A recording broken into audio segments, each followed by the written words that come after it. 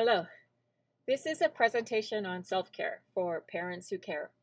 That is, parents who are taking care of a child with a disability. I'm Meriah Nichols, and to give you a visual description of myself, I am a woman of white European descent. I am light-skinned and have blue eyes and light hair. I have black glasses and a black shirt on, and behind me is the disability pride flag. I am a licensed mental health counselor with a background in education, training, career development, and HR. I am also a blogger at Unpacking Disability at mariahnichols.com. Perhaps of most relevance to this presentation, though, is that I am deaf and neurodivergent, and all three of my kids also have disabilities. Two are like me, ADHD, and one has Down syndrome. So if you're a parent, I'm one of you. My goals in this presentation are to help you learn how to find the time, energy, and resources to take care of yourself, creating and implementing a self-care plan for support, strength, and joy, accessing and connecting with a supportive community. Now, the impetus for this came from my frustration, honestly, and trying to support and care for myself. You know, magazines and the checkout line at Target would talk about self-care, and right along those lines were Oprah, online influencers, social media, and so forth. Everything seemed to lead back to Amazon. You know, buy more stuff, take a bubble bath, or they would be telling me to take time for myself. As a broke single mom without a support network, those answers to my frazzled internal cries for help felt like insult to injury. You know, telling me that I needed to buy or do stuff that I couldn't buy or do in order to feel more supported in my current situation. Since I'm autistic, I analyzed this. I really took a long look at self-care, what it meant, how it looked within the framework of capitalistic culture, and models of disability justice and the social model of disability. So what I saw when I was analyzing this were that in mainstream capital culture, worth is defined by ability to work a job. Disability is seen as an other. It's, something different. And disability is seen as broken. It's in need of fixing to meet the productivity needs of the culture, this capitalist culture. And in mainstream capitalist culture, the goal is to be independent. We should be independent, not interdependent, right? And we should also do what those at the top, who are usually white men, want. In contrast, the disability justice and social model of disability talk about wholeness and inherent worth, so that we are all whole, that we all have inherent worth just for being alive, for being human. That's it. We don't need to prove anything. And that disability is seen as a natural part of the human experience. So we're not broken. We don't need to be fixed. Disability justice and the social model of disability also sees that culture needs to shift, not the person.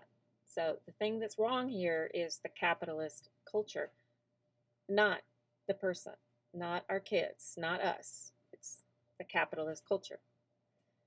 And disability justice, social model of disability, see that we are interdependent and that we should be guided by our, being connected to our spirits and our community.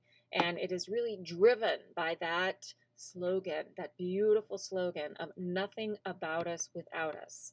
That all decisions that are made about us need to be made by us.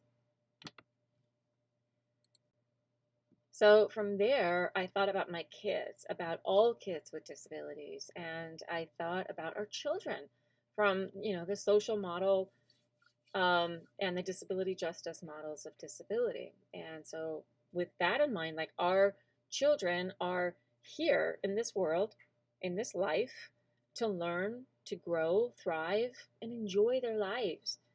And they have the right to an education and to the creation of a life of their choosing. And they don't have anything wrong with them. They are as they should be. But they do need to be understood. So if I believe this about our kids, and I believe what I believe about capitalist culture and disability justice, what does self-care look like within the standard 8 dimensions of wellness? But the 8 dimensions of wellness, or pillars, sometimes they're called pillars, are physical self-care, caring for your body's physical needs, like sleep, nutritious food, physical exercise, medical care. Emotional self-care, being present with and caring for your feelings, like journaling, therapy, crying, naming your feelings, allowing joy. 3, mental intellectual self-care, that's stimulating the mind and strengthening growth mindset. And that could be represented through reading, puzzles, learning, boundaries with media. That is a form of mental intellectual self-care, boundaries. Creativity. Then there is the social self-care, which is about nurturing, nourishing relationships, releasing draining ones. So like thinking about texting a friend, establishing boundaries, meaningful communication, that kind of thing. And continuing with these 8 pillars or 8 dimensions of wellness, number 5, the 5th one would be spiritual self-care, connecting to something greater, whatever that means for you. So it could be prayer, meditation, nature walks, rituals, awe, wonder, meaning. 6 would be professional occupational self-care, creating balance and integrity in your work life. So that could be expressed through taking breaks, saying no, skill development, purpose, manageable goals. The 7th would be environmental self-care, tending to the spaces that you live and you move through. So like decluttering, adding beauty to your home, to your life, to your workplace, to your work desk. Safety, nature, cozy corners. Financial self-care, be, peace and clarity with your relationship with money, like budgeting, is spending intentionally, and, financial support and education. So for many of us parents of kids with disabilities, we're operating with all the same general parenting pressures and fatigue triggers, but added to those, we are often struggling to better understand our kids' disability, often battling the medical and or school systems for educational rights and access. We have added layers of financial pressure with disability tax, that is, needing to buy things related to disability that are very expensive. We might also face pressure from our families, from friends or partners related to our kids' disability, and all of that can feel crushing. So for most of us, self-care or wellness does very much include disability. How can we knit the concepts of disability justice and the social model of disability with the pillars of self-care? So what does that self-care and wellness look like with the presence of disability in our lives?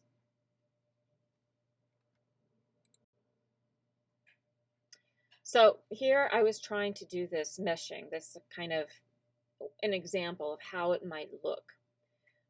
So 8 pillars, standard version, number 1, physical self-care, caring for your body's physical needs, sleep, nutritious food, physical exercise, medical care, right?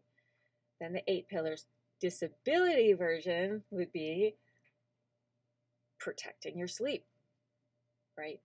Micro rests during the day, because some parents of kids with disabilities are round the clock care, and having a full night's sleep, 7 hours, 8 hours, is not realistic. It won't happen. So thinking instead of prioritizing sleep through these micro breaks, through micro rest breaks. Nutritious food could be, rotating 3 go-to dinners or smoothies. So, easy, nourishing foods, thinking simplicity, thinking like how to make something that would be nutritious and delicious and have it last the whole week with minimal preparation. Could be speaking kindly to our bodies. It's always listening. Our bodies are always listening to what we say to it. And so is your child. So even if your child is not speaking, most definitely your child is absorbing what you're saying and the energy that you're emitting. So taking care of that. And that goes into grieving. It's okay to grieve and still be deeply in love with your child.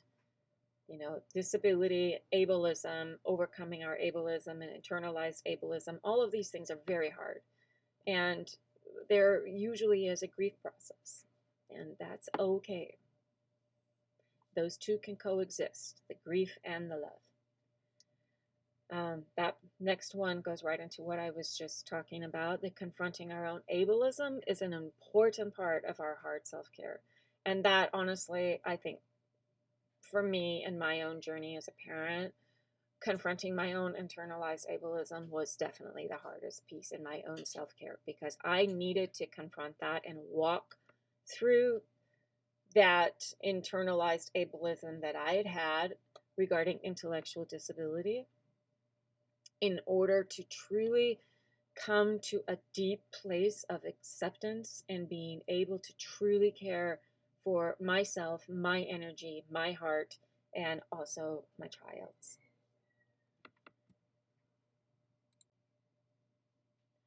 Moving on, the 8 pillars standard version: mental, intellectual self-care, stimulating the mind and strengthening growth mindset, as in reading, puzzles, learning, boundaries with media, creativity. And social self-care, nurturing, nourishing relationships, and releasing draining ones. So think about texting a friend, setting boundaries, asking for help, meaningful connection. That's really important, meaningful piece. Then the 8 pillars disability version, those same things could look like: create social media accounts that either teach you something that makes you happy or grounded, connect you with disability or intersecting community, or will make you laugh. It cut everything else out. So just an example, I have like 5 social media, 5 Instagrams, and one is just about happy cat videos, just things that make me laugh. That's it. That's all I want. And then I have another one that's all about autistic and ADHD and deaf content, and that's really to help me better understand elements within all of them for myself, for my own learning and for my own growth and for my own deep dives and connecting with deaf community, with ADHD community, with autistic community. That's my world. I also spent a decade like deeply immersed in the Down syndrome online community as well. So that's also very much present. I keep other things that make me grieve, things that make me sad, that aren't directly necessary in my immediate life, at minimum, because I need to preserve my energy and I need to preserve my world, my spheres, my boundaries. Take time to learn more about your child's disability. This might not seem like self-care, but it really is, because the deeper that you go into your own disability as a disabled person, or the deeper you go into your child's disability, the more that you can truly understand the joy as well as the challenges. The deeper that you can understand the the pieces that really require you to be aware, and what you don't need to stress about. Um, the joy piece is extremely relevant because I think that, all disabilities come with something really awesome about them. And I think that it's important to go deep enough into any respective disability to get to that place of, of seeing the joy, seeing the acceptance, truly, truly believing in your heart, in your gut, you know what I'm talking about, like really believing that this is a natural and normal part of the human experience, and seeing the beauty in it and not just the challenges. Because remember, a lot of what is challenging about given disabilities in this here and now are not actually intrinsically part of that disability, but they are more an expression of capitalist culture biting back. That's it. So, for example, my being deaf isn't really that hard. The problem is me trying to access captions or accessing accommodation, getting my $8,000 hearing aids, that kind of thing. That is nothing to do with my personal experience of being deaf, which is fine and it's wonderful and I would never change it.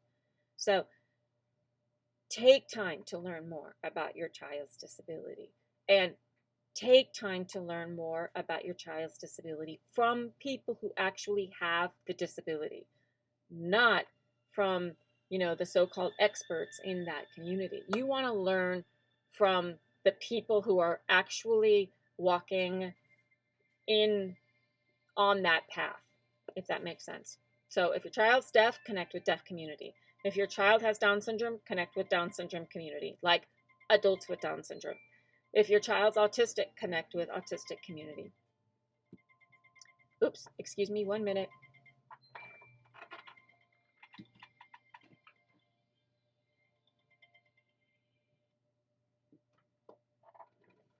That was my child's phone going off. Okay, so connect with cross-disability community as well as adults who have the same disability as your child. It's exactly what I was just saying, but I hadn't read that part yet. So remember, adults with the disability are the experts. Learn from them. Connect in real life with disability community and the intersections. So the intersections are really important in disability justice because, say, the intersections would be if you are Kanaka Maoli, for example. So you would have intersections of being Native Hawaiian. You'd have the intersections of disability. You'd have these things layered onto each other, right? So you have your culture, you have disability, you have your interests, you have where you live, your place in space, you have language, you have additional family, for example, like other kids or something. So you have all of these different, religion might be another intersection. So you have all of these different intersections in your life. And so figuring out like where you can connect with others in those intersections really is extremely important, I think. And that is part of us creating our own webs of care. So we get our webs of care from our cross-disability community, from our respected disability community. So an example of that would be, I'm deaf, so I'm part of the deaf community. So part of my care is connected to connecting with my deaf community. But then there's cross-disability community, which will include, say, people with cerebral palsy or with spina bifida or with other disabilities that I don't have and nobody in my family has, but they're still part of the cross disability community, and as such they're part of my community. And then, say for example, I love movies, so I would connect with a film lovers community, and that's another intersection, another way of connecting and receiving support and giving support to others. So setting hard boundaries with like ableist and toxic people in your world is really, really important. So,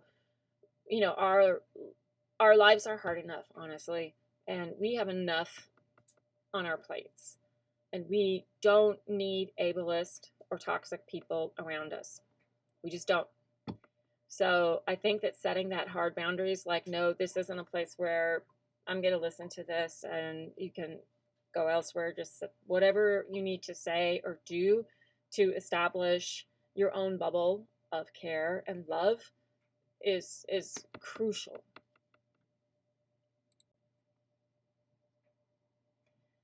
Then we have spiritual self-care and the standard version. Spiritual self-care, connecting to something greater, whatever that means to you. Is that God? Is that source? Is that universe? So think prayer, meditation, nature walks, rituals, awe, wonder, meaning. All of this is so important. And number 6, professional occupational self-care, creating balance and integrity in your work life. So taking breaks, saying no, skill development, purpose, and manageable goals, right? And that would translate to the disability version by praying,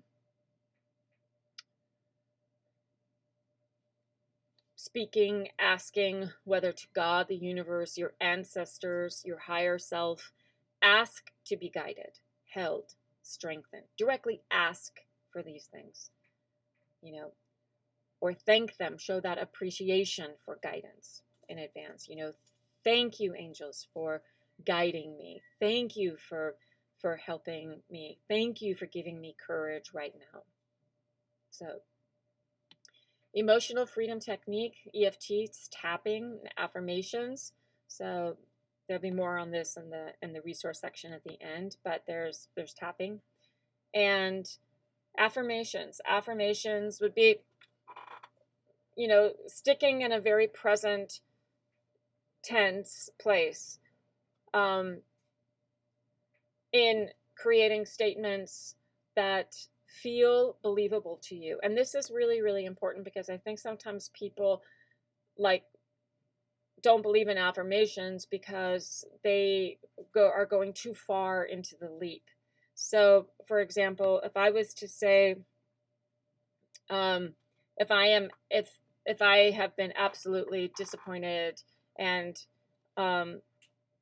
let's make it not disappointed, okay? So let's say for example, I had an IEP meeting and I was furious with the school, really deeply angry with the school for the way that they were treating my child and for the way that they were treating me and the way that they're disregarding the law. Let's say that happened, okay? So an affirmation in that would sit right with me personally would be, thank you for letting the school open its mind, let the administrators in the school open their minds to a different point of view.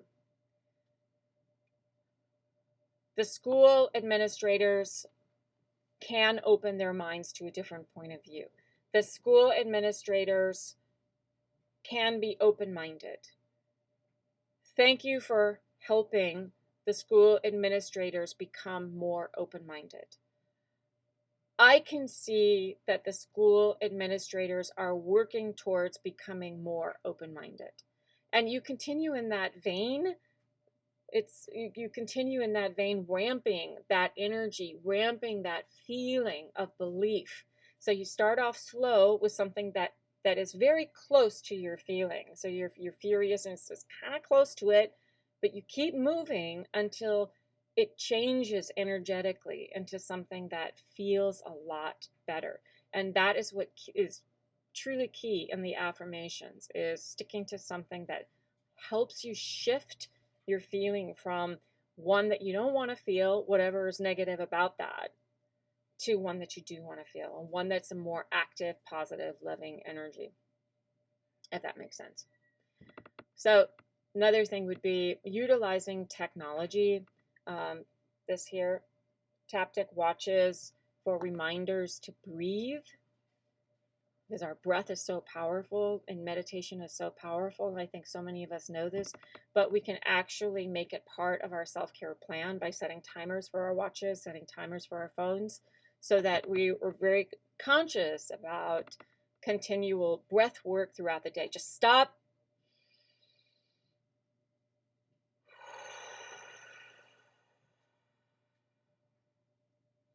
And it seems so simple, but it's often those incredibly simple things that can be so incredibly powerful and life-changing. So utilizing technology, utilizing what you have to help support your own plan for self-care. Another thing would be letting go of hustle culture. Your worth is not measured by output. We are more than work machines, right? And some days showing up is the success. Saying no without guilt. I'm at capacity is a full sentence. You don't need to explain it. That is enough. Your time is finite. Your energy is sacred.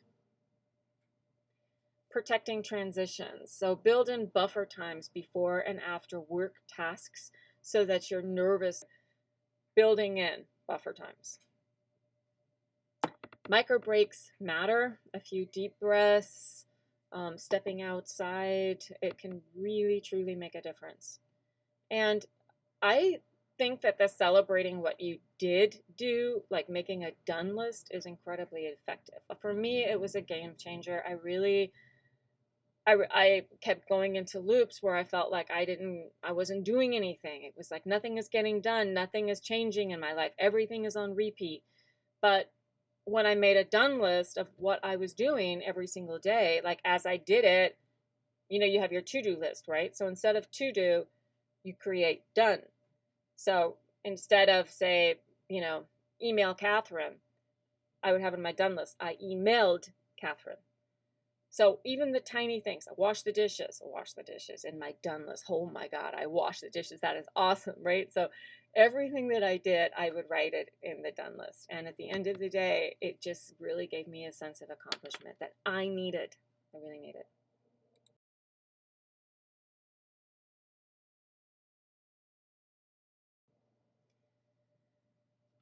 So,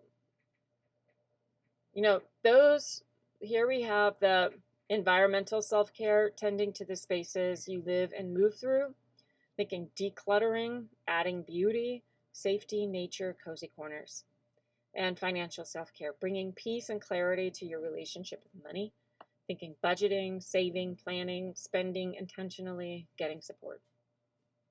And the disability version would be creating sensory safe spots, a cozy chair with a weighted blanket, a dim light, white noise can be a sanctuary for both you and your child. And layer the environment gently, soften the lighting, bring in soft textures, avoid visual overload, especially helpful for neurodivergent children. Creating buffer zones. For children who need emotional regulation, having a calm down space with sensory tools is a powerful self-care for both of you. I probably go a lot into the neurodivergent element of stuff because, that's me and two of my kids. And it's a really important thing because it can really make or break us, but having these buffer zones, having, calm spaces has been a real game changer. And, they also don't cost money. I know that they have all of these like fancy things all over the place and, links for buying, like more stim stuff, more this, more that. You really don't need it. There's plenty to stim with in the natural environment. There's plenty of, free giveaway groups on Facebook, on Craigslist, and there's really not a need to spend money on this. It's more a need to be intentional and to really think about how you want to create and develop those spaces and what would make sense for you and for your kids. I think it's really important. Able accounts, woohoo, money. So able accounts, I think most of you have heard about this. They are achieving better life. I forgot what the E stands for. Anyway, They are basically accounts that you can set up for yourself, or for yourself if you also have a disability, and if you acquired your disability before the age of 27, and for your child with a disability. And that is a way to save about, I think it's up to $14,000 a year, depending on the account. And it will not affect Social Security income. And it's just a safe way to kind of sock away money for your kid or for yourself. Special needs trusts, SSI for your child, Acorns accounts, things like that. These are all ways to establish saving relationships with money. The Acorns account is something that I do personally because I have been broke for so long. So I haven't had much money to put into savings for my kids. And what I just do is, $1 a week, or just something very small. Sometimes it's nothing.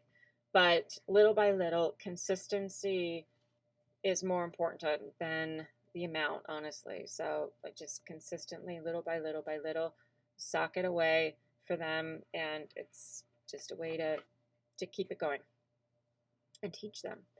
Figure out discounts, scholarships, sliding scales, things like that. And remember, you are advocating and you are not begging. Okay?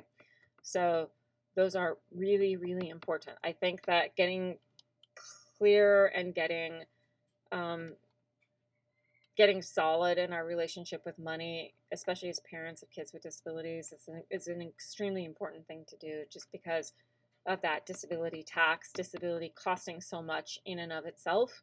And then because, a lot of us can't work full-time jobs when we have a kid with a disability that we need to devote more time to. I know I couldn't. So, we have a loss of income added to all of the expenses that a particular disability might require. So we have to get resourceful about it, get resourceful about what is out there, what is free, what can we tap into, how can we learn more about it, and how can we get clear and loving in our relationship with money. And that's a part of self-care. So we had a little bit of technical issue, and I am redoing this particular piece, and that's why everything has kind of changed behind me in the background. But let's continue. So this sheet here is let's practice, and in this space here, I wanted to give you guys an opportunity to practice some of the self-care with this disability lens added. So in each different of these 8 components here, just try and think of ways in which you can practice self-care within these particular components. And I really encourage you to do this with someone else, like your partner, a friend, even your child, if that works, a parent, just somebody else, because that way you can bounce ideas off of the other person, and you can try thinking outside of the box, expanding, the elements of possibility. This next sheet here, this one is your gratitude list, your appreciation list, and this is actually incredibly effective. And the key in this, so this part here, today's appreciation gratitude list, these are the things that you appreciate in this very moment, in this here and now, the things that you're grateful for in this here and now. And this part has to be absolutely, completely genuine. So you're not thinking of the things that you should appreciate or things that you should be grateful for. No, these are the things that you actually are feeling a sense of appreciation for. Now, when I do this list myself, I can't tell you how many times the first thing is usually just coffee. Like, I really appreciate hot coffee in the morning. I really appreciate warm air. I really appreciate my dog. I really appreciate having a watch. I mean, small stuff, but it doesn't matter. It just has to be something that you really genuinely feel, something that's real for you. No shoulds, no ought to, no. This is about what you really feel. Then you have here today's positive aspects list. So positive aspects, that is the positive aspects of something that you find challenging in your life in this very moment. So this can be anything. So sometimes for me, it might be a particular family member that might be really challenging for me. And what I need to do is think of the positive elements of this particular challenging family member. So sometimes for me, it would be like this person has a great sense of humor, or they are self-deprecating, which I appreciate, or they can be very generous. So the list doesn't have to be like super long, but it has to be genuine, and it has to be about something that you are really finding challenging in your life right now. Another example might be finances. I've done finances a lot in this here today's positive aspects list. So the positive aspects of being broke would be, it teaches me the value of intentionality with money. It helps me get clear about my financial goals. It helps me become, it helps me work on my relationship with money. It teaches me to be more aware and to save more, and it teaches me also to research different financial programs and savings programs and things like that. The other thing is it gives me a way to connect with a lot of people. A lot of people experience the feeling of financial hardship, and that is something that we have in common, and that I can definitely bond with other people over. So that's the point here between this today's positive aspects list, is to give you an opportunity to practice in a daily way things, to notice the positive things about things that are challenging. And again, this is all about shifting your energetic framework and shifting your feelings from something of feeling really negative about something to noticing and appreciating the positive things in your life, because whatever you put your energy to will become your reality, and this is true.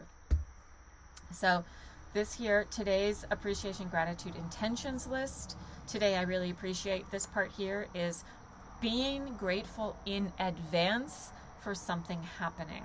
So it hasn't happened yet, but you're feeling that sense of appreciation like it already happened. So for example, today I really appreciate my client sessions going really well. Today I really appreciate being able to connect with other people and help them on a deep level. Today I really appreciate, I'm really grateful for my kids having a good day at school. Today I really appreciate, I'm really grateful for having a clean house and the dishes done at the end of the day. So none of these things have happened yet, but I am talking about it as if it already did. And I feel in my heart as if it already did. I see in my mind as if it has already happened. So that's the key to it, is doing small pieces that you can really connect with and you can really feel. You can see this happening. You can feel it. Today, just for fun. How will I have fun today? Right? Be intentional about fun. Be intentional about fun. A lot of us parents of kids with disabilities don't get enough fun in our lives. So let's be intentional about how are we going to invite fun into our life, into our world today. So today's go outside. How do I plan to step outdoors and acknowledge Source, God, and all of nature? When am I going to do it? Right? So being, again, clear and intentional about when you're going to go outside and connect. Today's meditation or relaxation. How will I plan to meditate or relax today? Again, be intentional about it. We a lot of us get really overwhelmed, really burned out. Let's be intentional about how we're going to relax, how we're going to get more aligned with ourselves.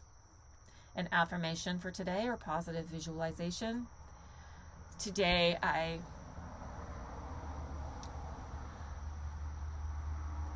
don't have to work hard to enjoy a good income. That might be an affirmation. Another affirmation might be, all is well in my world. All is well in my world. Everything is happening for the highest good. So do an affirmation, create an affirmation that resonates with you, that feels true to you, and do that. So this particular list, I have worked on myself for years and years, like every single morning, doing it day in, day in, day in out. And it really helps me to feel more grounded and more aligned with myself, with life, with my purpose. So moving on here, this is the done list that I spoke about previously. This is writing out everything that you've actually done today or on a given project or task. And this exercise focuses on the simple stuff and allows us to recognize all that we actually do. So this, even, this morning, it could be, I helped prepare my kid for school. I actually gave my kid their medicine. I took the dog outside for his pee needs. I got breakfast ready for my kids. I took my kid to school when they were running late. Whatever it is. These small things add up, and it really lets us see all of the things that we're doing and gives that sense of accomplishment, if that's something that floats your boat. And it does float my boat, so it's meaningful for me. And if it's not meaningful for you, don't do it. But if it is, or if it has a possibility of being meaningful, try it. Okay, so this is another sheet for that positive today's appreciation gratitude list. And so if you want to use this, just print them out and use them. That's what they're there for. This is a blank sheet. I don't know what that's for. And here we have references and resources. Okay, so I wanted to give you these links because they're cool.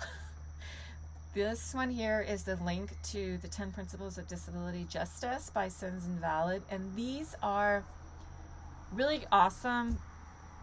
It really gets into a deeper dive in disability justice, which I really encourage all of you parents and professionals to learn more about, because here we're talking about disability culture.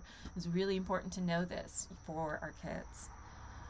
Models of disability. This is a blog post that I wrote about the different models of disability, just kind of pulling it together, an easy reference piece. All of the different models. So that's a medical model of disability, social model of disability, moral model of disability. And the medical model of disability is the one that is most seen here in Hawaii, but the social model of disability and moral models of disability are definitely models that it would be useful for you to learn more about. Here's a download for appreciation lists, wellness maps, and more. So if you want to download those and use them, they're right here on my website. Heart Math. This is an emotional regulation and stress reduction system that teaches people how to shift into a heart coherent state where your heart, brain, and nervous system are in harmony when they're aligned. And this is the site for it.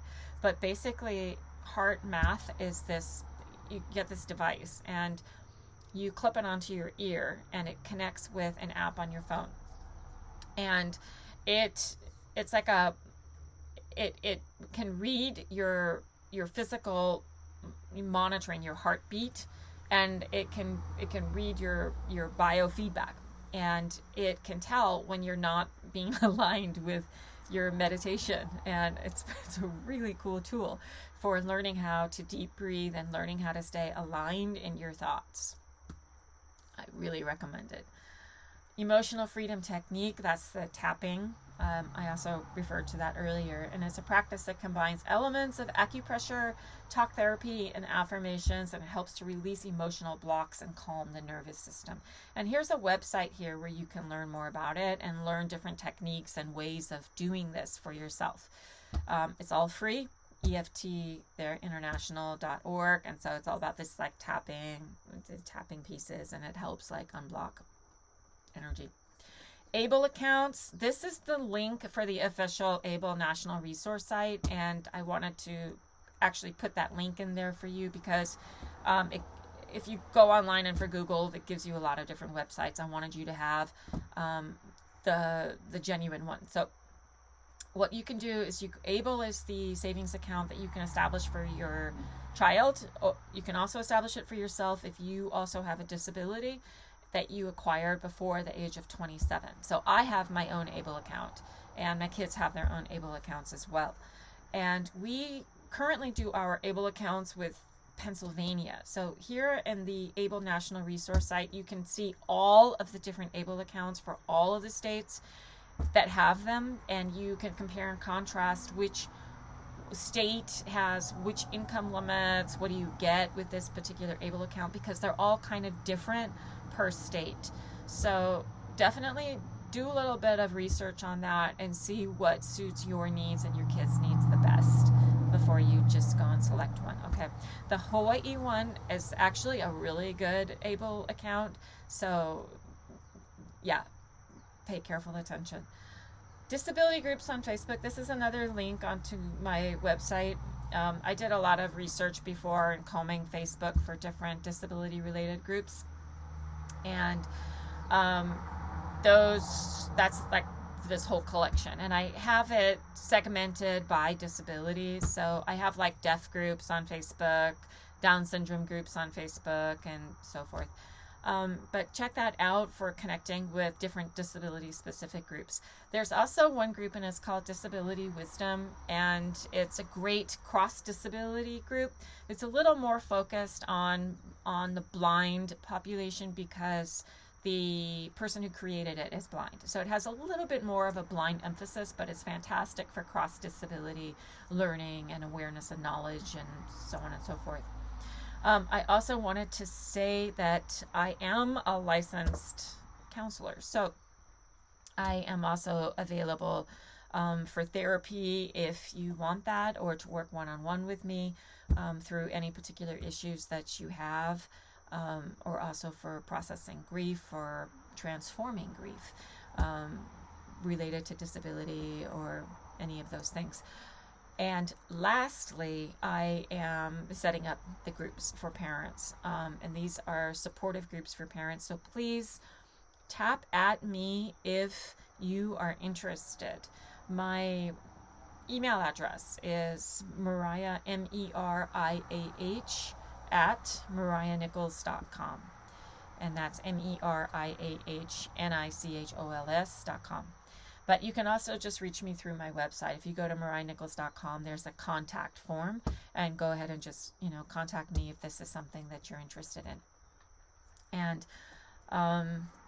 I hope that this workshop actually addressed my goals. And I really hope that all of you find self-care in a way that works for you, in a way that really, truly feels supportive for you. Big love for all of you. Big love.